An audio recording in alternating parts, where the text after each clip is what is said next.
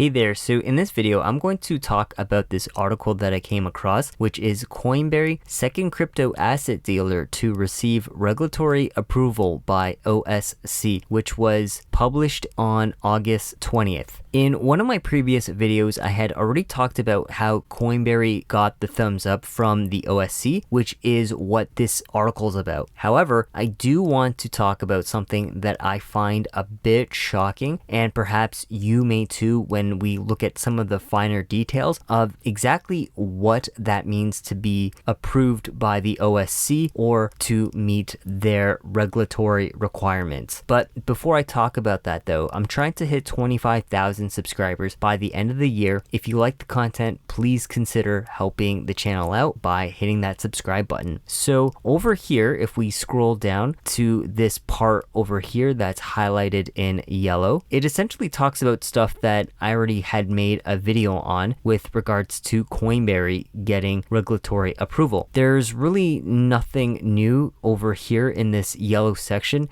that I had talked about in my previous video. However, if we scroll down and look at this part over here that's highlighted in red, this is where it gets really interesting. It says regulatory compliance will come with constraints for investors and cryptocurrencies on the Coinberry platform. The OSC order groups crypto investors into three categories: accredited, eligible, and non-accredited or eligible crypto investors. To be considered accredited, individual crypto investors must possess a minimum of $5 million in net assets, a net income before taxes of $200,000, and $1 million in financial assets. To qualify as eligible, individuals must own at least $400,000 in net assets and a net annual income before taxes of over $75,000. According to the ruling, companies and individuals also qualify as accredited investors if they fall under the definition of accredited investor outlined by the Ontario Securities Act or Canada's prospectus exemptions. The order also mandates limits on the total amount certain types of crypto investors outside Alberta, British Columbia, Manitoba, and Quebec may buy or sell using Coinberry's platform on an annual basis. Non-eligible or accredited investors will be allowed to buy or sell up to $30,000 worth of crypto per year, while eligible investors who are not accredited investors will be capped at $100,000. Accredited investors will not face a maximum. For Coinberry, these limits will apply to all cryptocurrencies except for Bitcoin, Ethereum, Litecoin, and Bitcoin Cash. Polyakov said Coinberry plans to roll out these limits in the coming days. Regulators have also prohibited Tether altogether. Now, if you didn't quite catch that, it basically means that the amount you make or have in net assets determines the amount of crypto that you can buy or sell using Coinberry. However, this doesn't apply to Bitcoin, Ethereum, Litecoin, and Bitcoin Cash. Although this article is referring to Coinberry specifically, I think that this is just a preview of what's to come in the crypto space in Canada in the upcoming future for all crypto platforms. All crypto platforms will need to register with the OSC should they want to service residents in Ontario, and so I believe that they'll also need to follow what the OSC outlines. So there are a few things I'd like to address here. The first is that I understand why regulation is needed. If any of you were around back in 2019 when VirgoCX went bust,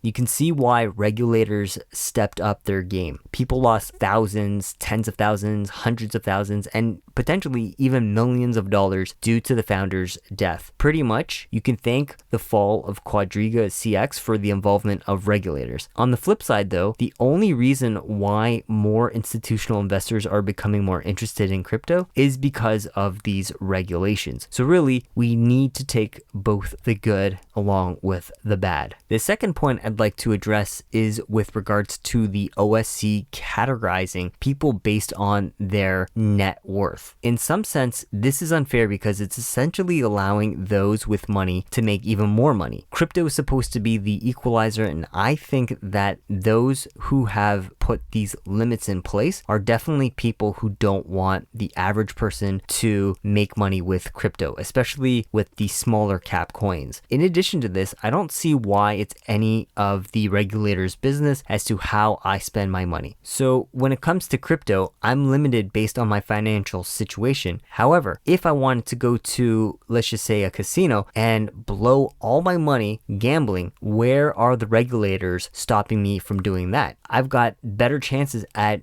getting greater returns by putting my money into crypto than I do at the casino, yet there's no one stopping me to go all in on a single play. The third and last point is that the saving grace to this is that it's not limited to Bitcoin, Ethereum, Litecoin, and Bitcoin Cash. Essentially, this means that you can use a swap service or a decentralized exchange to get your coins or tokens. When the OSC made their first announcement back in April about crypto platforms needing to follow regulations, I did foresee this happening with regards to the costs associated with acquiring coins. It will definitely be more expensive to get the coins that you're interested in. Now, a question that I have is with regards to these limits that the OSC has outlined. For example, for the non-accredited or eligible investor, the limit is $30,000. Does this include trading? I ask because if you've, let's just say, got $10,000 in capital to trade with, you're going to hit $30,000 in trade volume pretty quickly, and that's just my guess. So does this mean that if you're planning on trading crypto that you're no longer able to do so because of your financial situation and the limit that's been imposed on you? So pretty much those are my thoughts on this article here. And in terms of what's going to happen in the future with regulation, it's tough to say, but I'm not surprised if there's more restrictions to come. One thing that I wouldn't be surprised about is the growth and development of P2P markets. Essentially, people will be buying and selling coins to each other either in person or online through some protocol like BISC,